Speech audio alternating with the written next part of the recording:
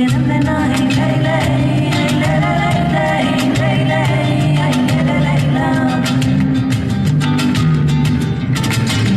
Cuando llama a la puerta y el revisor de la luz no está muy bajo el colchón y le cantamos tururú, se me revela cuando me pongo a pensar que unos tienen de todo y otros no tienen de nada.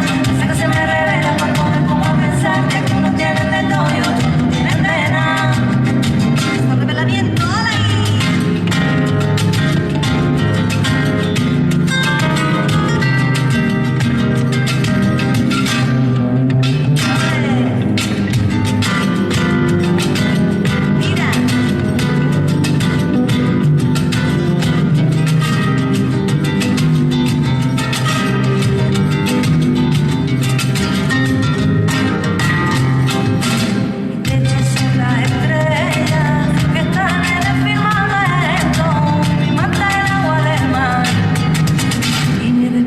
El viento, una herida tengo que pagar, mucho tengo que decir. Estoy caminando mis males solo con traerme aquí.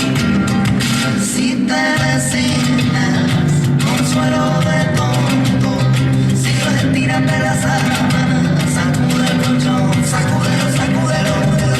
A ver.